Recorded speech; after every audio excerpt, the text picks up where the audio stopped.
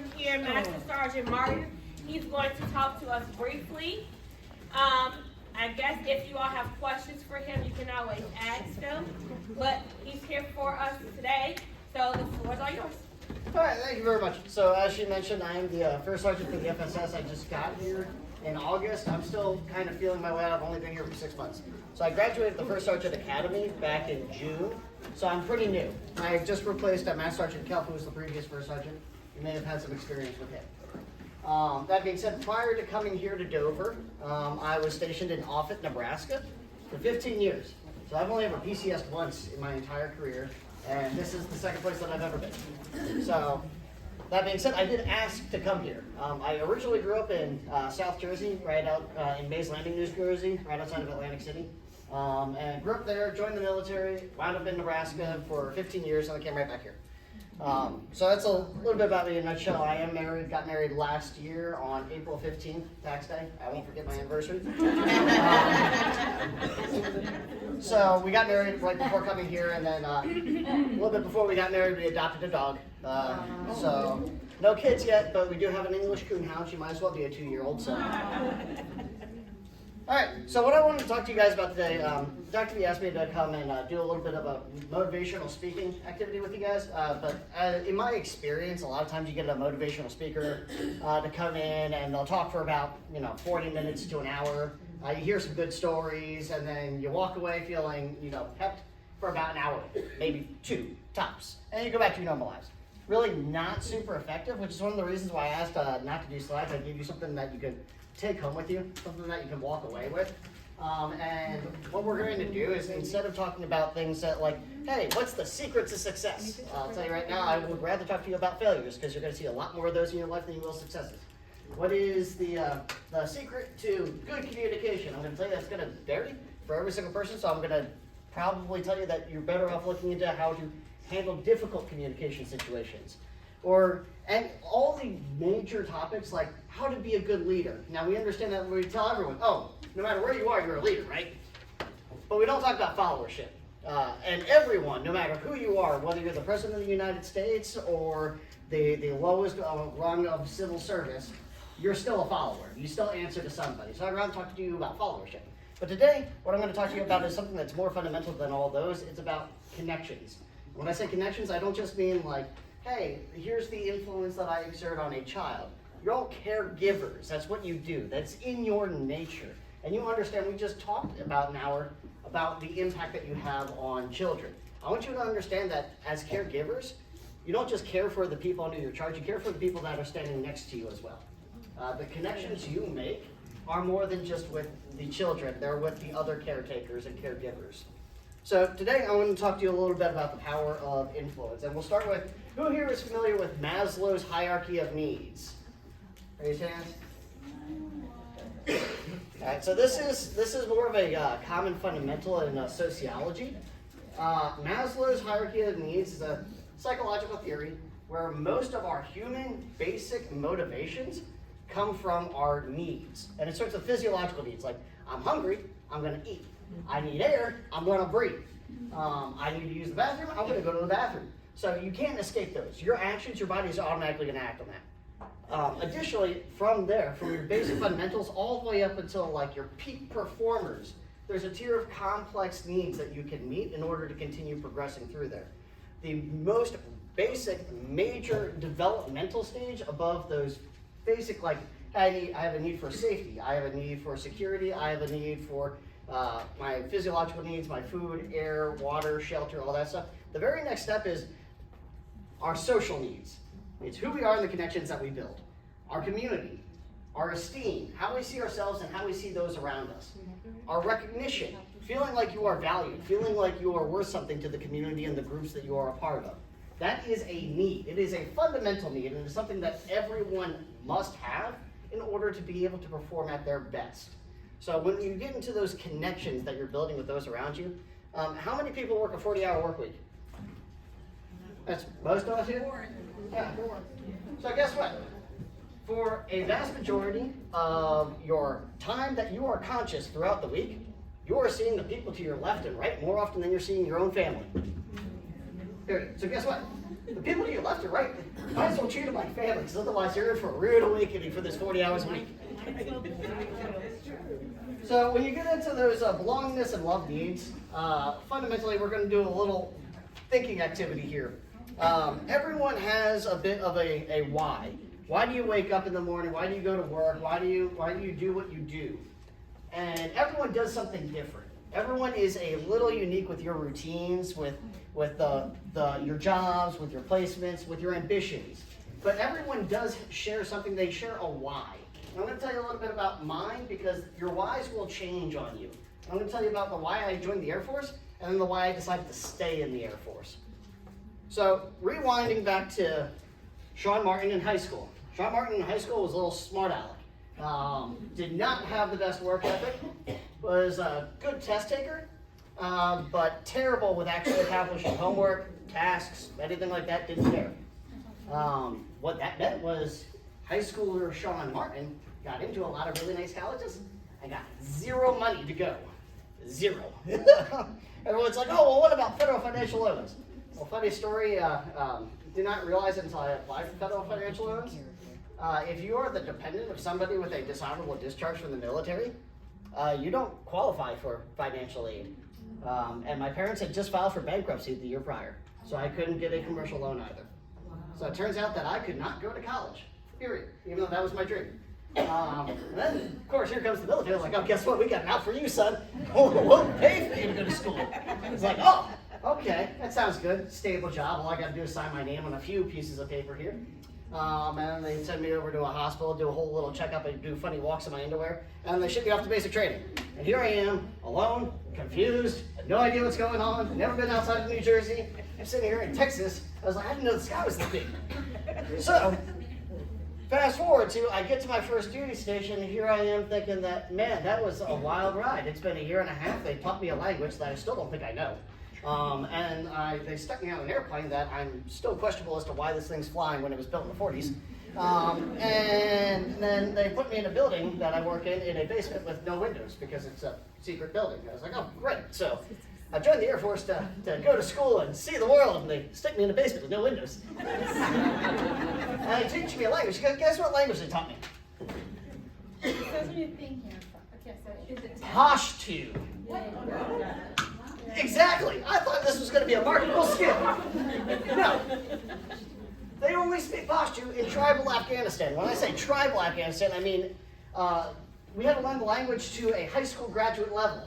And here I am thinking, most of the people that actually speak this language have not graduated high school. How am I going to do this? So, not a marketable skill whatsoever. And I'm about fed up with the military at this point because there's only 22 of us Pashto linguists in the military, and we were fighting an entire war in Afghanistan because there's not enough of us to go around. So I spent 6 to 9 months a year deployed to the Middle East for my entire first 6 years of my enlistment. And I'm done. I'm done with this. I am tired. I am bitter. I am jaded. And I had a first sergeant at the time, a senior master sergeant Fern. I will never forget the conversation I had with him. So, as you can imagine, once again, I said I was a little bitter, I was a little jaded. I was about done with, this whole discipline, this adhering to all these rules. And obviously I was like, I'm going to be an individual. I'm going to grow my hair out a little bit, just kind of spruce it up or whatever, try to hide it. I'm going to get tattoos, going to get a bunch of piercings. Yeah, I'm going to stand out. And of course in the military, we call it a uniform service for a reason, not because we wear uniforms, but because we're all supposed to be the same. And when you stand out, then you kind of get hammered, the nail sticking out before there. So I stood out, and oh man, did leadership have their way with me. Here I am standing in the commander's office for like the third time this month getting paperwork, and the senior master sergeant, as he was driving me back to my dorm room in my blues, had a conversation with me. He's like, okay, you know what, I understand, I get it. You're not that happy about, where we put you in the military, and you're not too keen on listening to authority right now, but I will tell you what, you got to get your act together, kid. Because right now, what you're seeing is what leadership is doing is, I don't agree with what they're doing. And here's why. It's because they're taking good people, and instead of finding a way to rehabilitate them, they're just trying to find a way to kick you out. You leave the military on these terms, they win. And that's not going to change. The only people that are going to stick around are the kind of people that see that kind of leadership and they emulate it. They go, that's okay. That's what I want to be one day. It takes enough people like you that disagree with it to stick around long enough to make that change. So if you don't get your act together, they're going to win and you're going to lose your opportunity to change this organization. That conversation maybe lasted 10 minutes in that car, and most of it, I was quiet for it. But that conversation made such a significant impact on my career that I'm actually here today. I just hit 17 years in the Air Force this month. So that is a perfect example of how that why will change on you. I joined the military because I couldn't go to college. I stayed in the military because I learned that I love this organization and I want to change it for the better. And it took one person's conversation with me for 5 minutes in a car in order to change my mind and change the direction my life is heading. And that's kind of what I'm getting at with this. So for the activity on the green panel here on your little brochure, at the very bottom there, it asks about who gave you your why. So think for a moment about why you do this job, why you signed on for this, why you're here, where you are in your life right now. And think about who gave you that reason. Who was your senior master sergeant firm?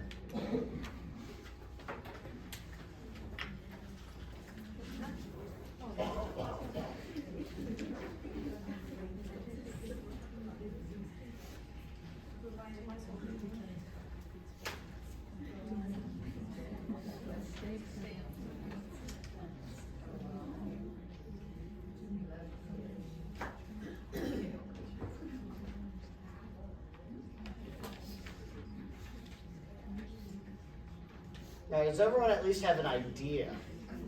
All right? Now, here's going to be the hard part. I'm going to ask somebody to share. Now it just got everyone's like, oh, wait a second, I'm not done yet.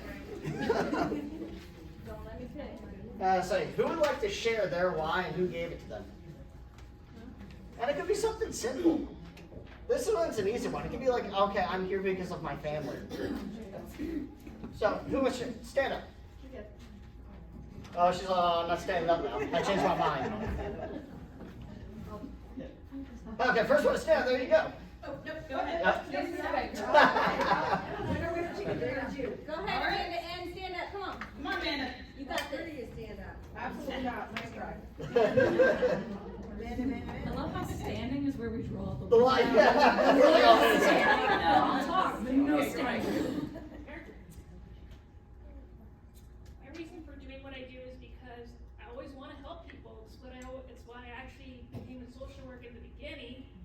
And why I'm here is also because a social worker helped me, gave me like a guidance actually. That's why I'm here. If I didn't have a social worker to give me a sense of guidance and purpose, I wouldn't be here, period. That's my reason. That's great. That's beautiful. Actually, you know what the two most common reasons for people becoming first sergeants is? This is great, because I don't fit in either of these boats. Two most common reasons is one, they had a really bad first sergeant, and they're like, I'm going to make sure that nobody has to have a first sergeant like that guy. The other reason is I had a really good first sergeant that I want to be like, and I want to have the same impact that they had. Both of them are based off of the impact that that first sergeant had, whether it was positive or negative. So even if you don't even realize you're making a difference or you're influencing people, and they don't tell you, years down the line, somebody is going to use you as a reason why they did something, period, for every single one of us in this room. All right, so now I'm going to tell you about a little, who has heard of the Pygmalion effect? This is another little psychological theory. It's also commonly known as the Rosenthal effect. I'm going to tell you about it, and you guys are going to be like, oh, wait, yeah, I've heard of that. So the thing about the Pygmalion effect is it's this concept that it's actually started with teaching in classrooms, is where they first saw that this effect was happening, and they spread it out. It's actually commonly used in the military. Like the Israeli Special Forces uses this very technique to train their troops. So the Pygmalion effect is the idea that your actions to somebody else will influence their beliefs in themselves and change how they act. And it's a self-propagating mechanism. So here's a perfect example. You have a stellar performer. You have a really good airman or a really good child or a really smart individual, a really smart student, and you praise them for that. And you expect higher performance levels from them because they are one of your star performers. Well, that's going to change because you treat them like they're going to be a star performer. They're going to see themselves as a star performer. They're going to hold themselves to that expectation, and they are going to act on behalf of that because that's how they see themselves. And then as they do well, because that's how they see themselves doing, it reinforces your belief that they are in fact a star performer. And it's a self-propagating cycle. And here's the thing, is that this happens in the negative too. You see somebody as a toxic or hostile individual, chances are you're going to treat them like a toxic or hostile individual. You think it's going to make them want to be any less toxic or hostile? No, you get the same effect going back around. And this also applies to everything from your students, your coworkers, but also your relationships, your family. You will have preconceived biases. Like we were just talking about, those biases are set in stone to a degree. You can kind of whittle away at them, you can erode them some, you can change them, but they're going to be there, whether you realize it or not. So part of recognizing those biases is being able to change the way you act, knowing the effect that you want to get. So if you have somebody that is struggling with their confidence and you want to build them up, you don't build them up by telling them about, oh, it's going to be okay, it'll be fine, I know the world's ending, but I promise you, you're going to wake up tomorrow until you don't, and we're going to keep going around this circle, and it's going to get real dark, real quick, because you're not giving them anything substantial. You're treating them like it's the end of the world, like they see it. You're not treating them like, hey, you should be confident because you do this well, you do this well, you make this difference, you have had this positive impact on me. If you make it personally relatable, then it hits home all that much better. But you can use this mechanism, these interactions, sprinkled throughout your entire relationship with everyone around you, to include your acquaintances, your friends, your family. But it's the power of changing your mindset about how you see somebody and intentionally seeing them as being a good or better person, despite what your preconceived notions might be. So, when you talk about these, the power of influence, I'm going to share another little story about mine. As I told you, I was moving along in my career and I was a little bitter. I had the mouth of a sailor. I was a crew dog. I spent most of my time deployed. I was not the most pleasant person to be around. I was grumpy, for lack of a better term. Real grumpy all the time. I remember we had a Senior Master Sergeant Rigel Scruggs. She was our crew lead at the time. She used to pull me aside every mission planning day, which is once every 3 days for this 120 days where I was in the desert. Every single day, and we were going to have this 15-minute conversation about Sean. I know I've asked you this last mission planning day. I'm going to ask you again. Could you please work on your people skills? Nobody wants to work with you. It's like you're really good at your job, but it's not going to matter if nobody wants to work with you. And because, like, the entire time I was out there with her, this little interaction, it didn't work. Because she saw me as the person she didn't want to work with either. So that entire way, and then, lo and behold, that part of the crew went home. I got left out there in the desert, and I had a new crew come in. And this new crew came in, and on my crew was Senior Master, or at the time, Master Sergeant Brandon Wall. And Brandon Wall took a different approach. Brandon Wall didn't look at me as like, hey, you need to work on your people skills. He looked at me as like, hey, I expect better from you, man. You are good at what you do, but I need you to continue to act like it. And not only that, but you're not just good at what you do, you can do better. And that's what I want to see. I'm going to give you the same attitude back that you're giving me until you do better. You got to earn it because I know you can. I know you deserve that. But right now, you ain't acting like it.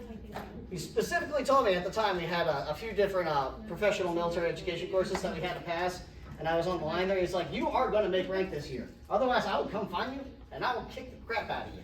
I'm like, okay.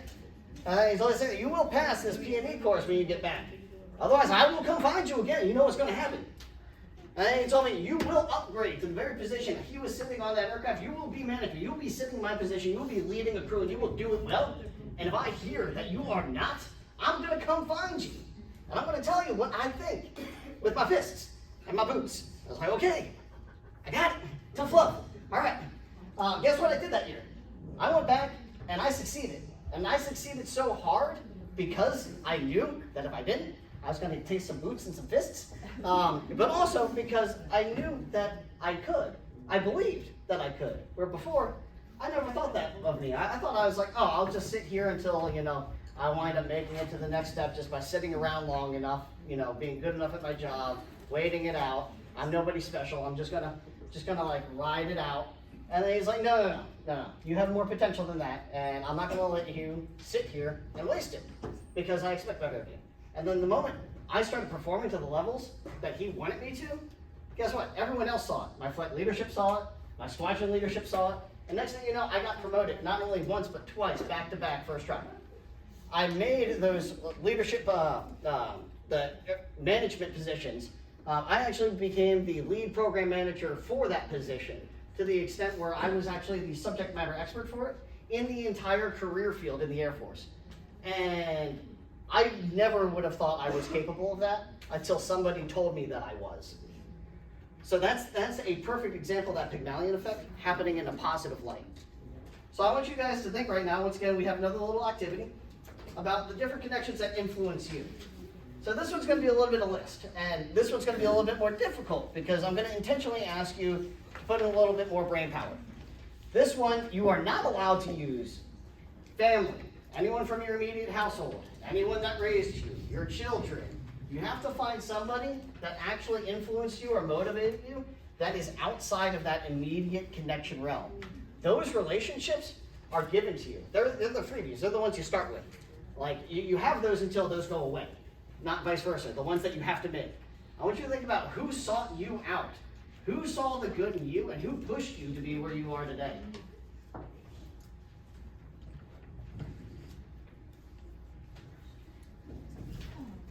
So this could be anyone from a mentor, a coach, a good friend, a leader, one of your coworkers, even an educator, since we're on that topic.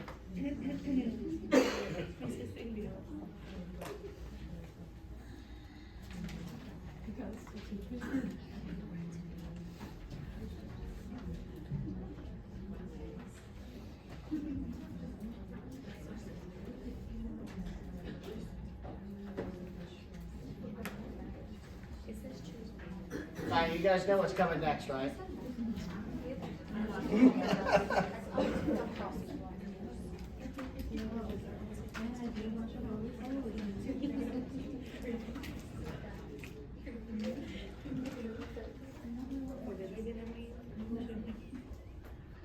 All right, who wants to share? See, now you guys know I'm going to make you stand up. Is Sabrina's gonna go? Of course, because I mean, Oh, she called you out. She sure did. Oh, I do that. Yeah, she's like that. So the one person that I can think of that is my immediate family, I had a teacher in high school and her name was Dawn President. Believe it or not, I'm still in contact with her. She has recently retired, fabulous woman. But she is honestly the woman that has inspired me to be more of a personality that you guys see at schools and at the youth center. Because she was the teacher that I referred to as mom. When life went, I went to mom. She was the tie-dyed wearing dresses. She had different fingernail colors. But she was the teacher where I could go to her and she would listen. And she would pick jokes. And she would be like, smuggle some candy in her pocket and be like, here. Like, that was the person where I was like, okay. And despite everything and her known history and family background, she was the one person that was like, okay, how are you gonna not repeat history? And she is the reason why I'm here and why I do what I do and why y'all see the person that you see.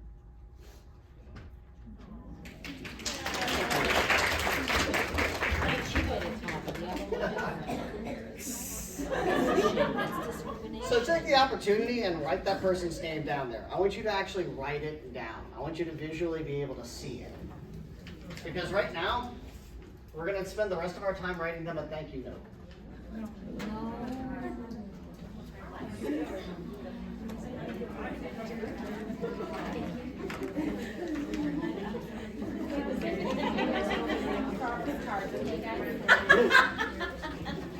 With the left hand, we have to. So we'll start, if you open up your pamphlet, you see that little box there that says thank you for. I want you to think about what exactly that person did that meant so much to you. You're thinking about the action, the words that they said, what they meant, the intent behind it. Now I want you to actually put into words what they did that you are thankful for. Now I'm going to tell you a little story while you do that. Actually, I had a strong influence in high school as well. I had a high school teacher, science teacher I'll call him, because he taught 3 different classes of science for me. Chemistry, physics, and AP physics. But his name, get this, I feel so bad for him, was Joseph Seaman. He was also the soccer coach. Oh man, you should see the parents' faces when they go, "What's your name, coach?" Well, seeing him beat red out there in the field in the middle of a soccer game, getting yelled at by a parent because they're laughing. However, he was one of the younger teachers. When I had him for chemistry, was his first year teaching. So brand new. And he really wanted to teach physics, but they don't let you just start out teaching physics. And then second year I had him, he was teaching physics. And third year I had him, he was teaching AP physics. So he kind of moved up right along with our class. However, he had a lot of just fundamental talking points because he was almost young and relatable enough that he understood that, like, when I had that bad work ethic, it's not because I didn't really care. It's because I didn't care about their system and their rules. I did care about learning, and I cared about the stuff that they were teaching me. I just didn't know how to show it. And he gave me the leeway and leniency and the, I guess, mediums to be able to express that interest.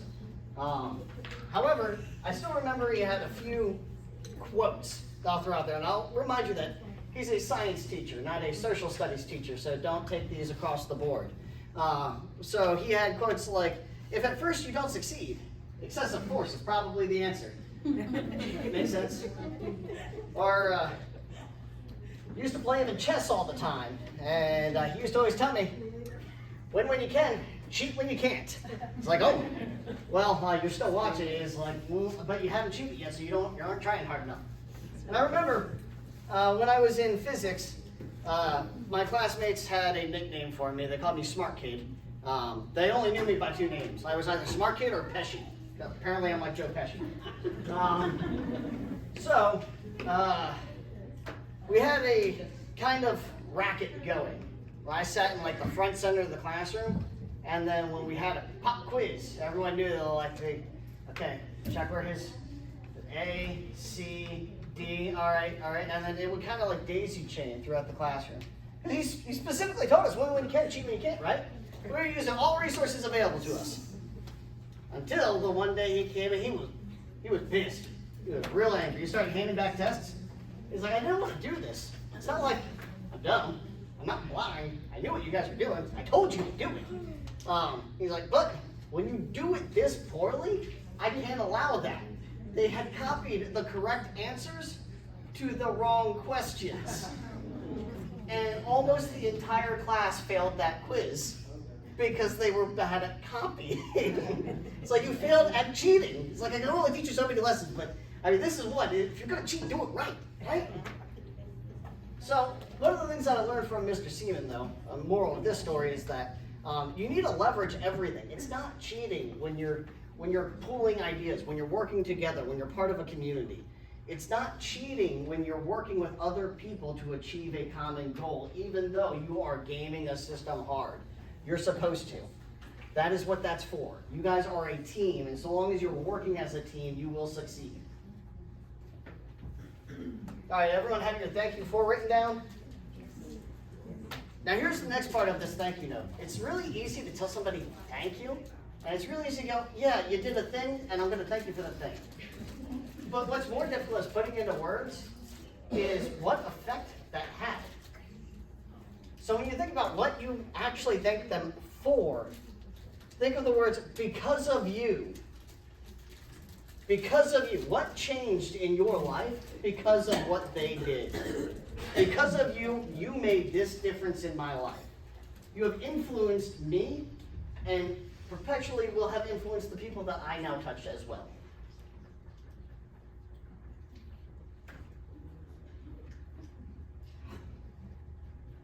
Now, see, on your pamphlet, there's I like telling this story too. Under influence, there's a quote there.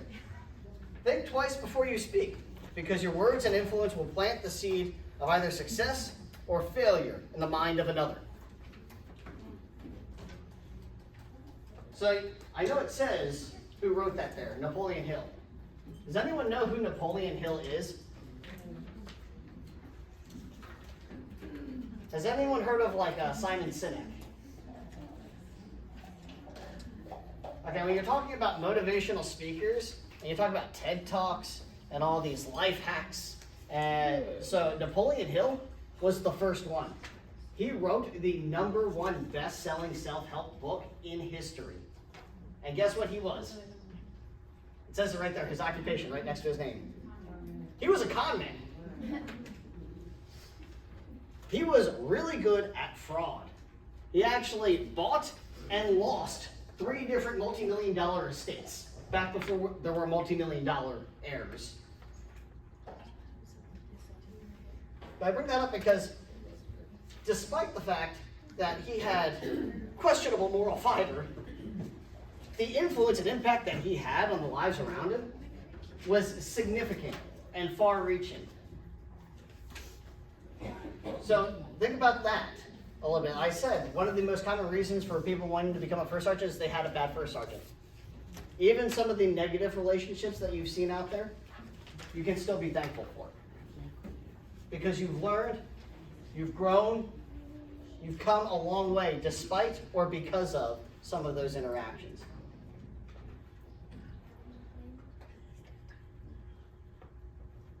All right, now for the last part of this thank you note. This is probably the most important part.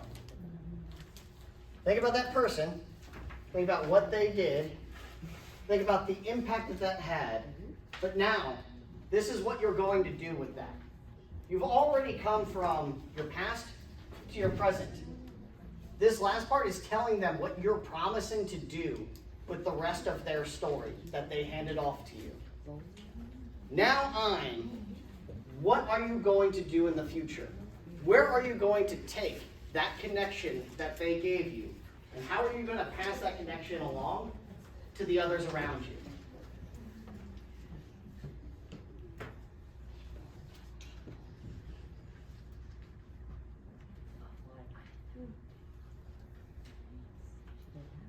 This last part of this thank you note isn't your way of saying thank you. It's your way of saying I promise. We all have a legacy. And it's not just, the kids you have or the family you leave behind. The legacy that everyone has is the impact that they've made on the people around them throughout their lives. And even though there's billions of people on this planet and you only impact maybe the small few you come in contact with in your life, but those people come in contact with people. And those people come in contact with people. And those connections are going to grow. You might not be able to change the world right now where you are, but you will change the lives of literally every single person around you that you meet on a daily basis. So you have the power to change your world. And I want you to tell them, the person that you're thanking for where they got you today, how you're going to do that, what you're going to do with that connection, where you're going to take their legacy.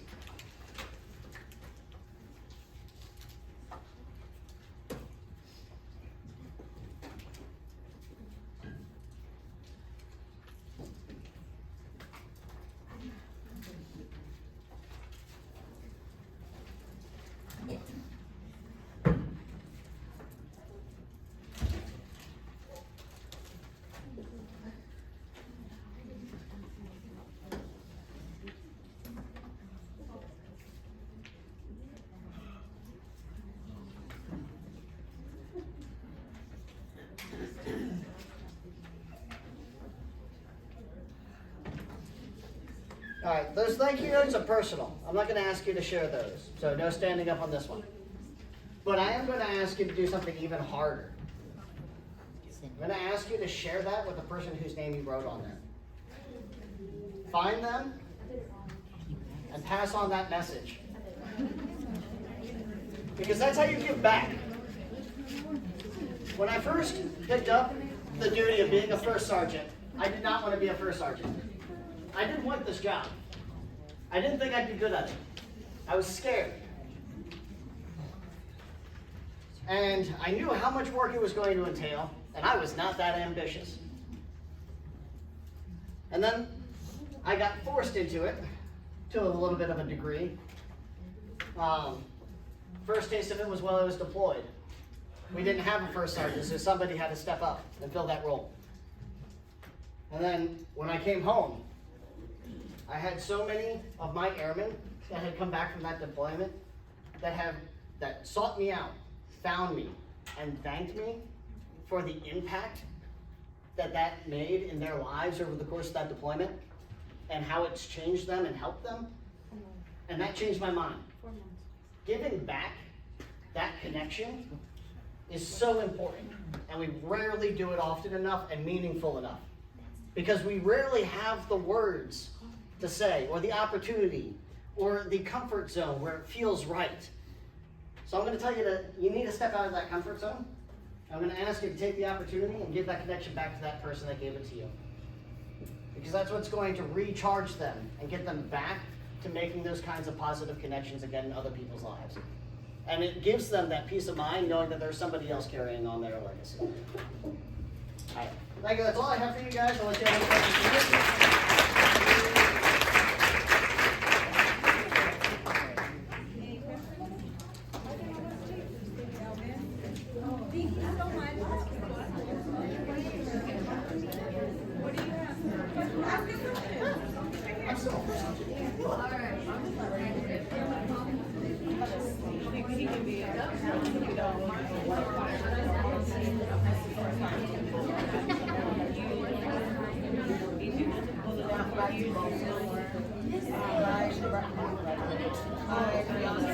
Hang on.